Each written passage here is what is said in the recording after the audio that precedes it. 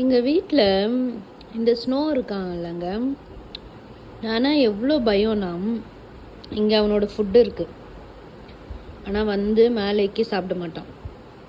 இதே என்னோட ஹஸ்பண்ட் இருந்தாருன்னா இந்நேரத்துக்கு இந்த சோஃபா மேலே ஏறி உக்காந்து சாப்பிட்டுட்ருக்கோம். இப்போ மேடமுக்கு இங்கே ஃபுட்டு இருக்கிறது தெரியுது, ஸ்மெல்லு மூக்குக்கு போகுது, ஆனால் அங்கேயே தான் உக்காருவாங்க. நான் என்ன தான் ஃபோன் நோண்டிகிட்டு இருந்தாலும், என்ன தான் நான் கிச்சனில் வேலையாக இருந்தாலும் இங்கே மேலே வர மாட்டாங்க. அது அவளுக்கு என் மேலே இருக்கிற பயம். ஆனால் நான் பார்க்குற டைம்லலாம் கண் அப்படியே ஸ்லோவாக அங்கே பாருங்கள், அப்படியே அப்பாவியாக வைக்கும்.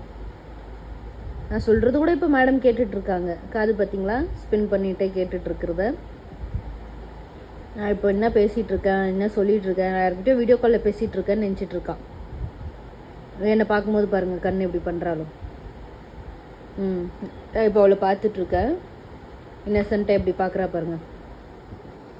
இதே ஹஸ்பண்ட் இருந்திருக்கட்டும், மேடமை கையில் பிடிச்சிருந்துருக்க முடியாது. போதும் ஸ்னோ, ஸ்டாப் ஆக்டிங், போதும், ஆக்ட் பண்ணாத, போயிடு.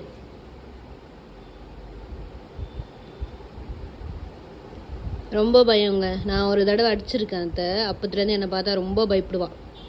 அப்படி தான் இருக்கணுங்க, ரொம்ப சொல்லும். ஒருத்தரோட பயம்னாலும் இருக்கணும். என் ஹஸ்பண்ட் ரொம்ப சொல்லும் அதுக்கு. என்கிட்ட ஒரு தடவை அடி வாங்கியிருக்கா. ஸோ அப்பத்துலேருந்து